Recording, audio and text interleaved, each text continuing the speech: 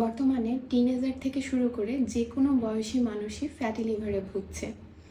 Fatty liver বলতে আমরা সাধারণত যেটা বুঝে থাকি, লিভারের চারপাশে অতিরিক্ত ফ্যাট জমে যাওয়া। এক্ষেত্রে যেটা হয়ে থাকে, লক্ষণগুলো প্রথম দিকে খুব প্রকট না থাকায় অনেক ক্ষেত্রে ফ্যাটি লিভার ধরা পড়ে না। পেশেন্ট হয়তো অন্য কোনো সমস্যা নিয়ে কোনো চিকিৎসকের কাছে গিয়ে থাকে, তখন পরীক্ষা নিরীক্ষায় দেখা যায় যে ফ্যাটি লিভার গ্রেড 1, কারো ক্ষেত্রে গ্রেড 2 ধরা পড়ে। ফ্যাটি লিভার গ্রেড 1-এর ক্ষেত্রে সাধারণত চিকিৎসক কোনো মেডিসিন দেন না এবং পেশেন্টও বুঝতে পারেন না যে এটা আসলে কী সমস্যা বা কীভাবে এর ম্যানেজমেন্ট করতে হবে।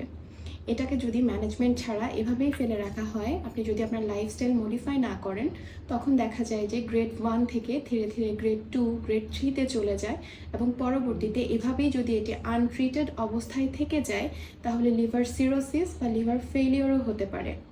কিন্তু আপনি যদি ফ্যাটি লিভার গ্রেড 1-এ থাকা অবস্থায় চিকিৎসকের পরামর্শ নেওয়ার পাশাপাশি একজন পুষ্টিবিদের পরামর্শ নিয়ে থাকেন এবং আপনার লাইফস্টাইল মডিফাই করে থাকেন, তাহলে ফ্যাটি লিভার কিন্তু রিভার্স করা সম্ভব।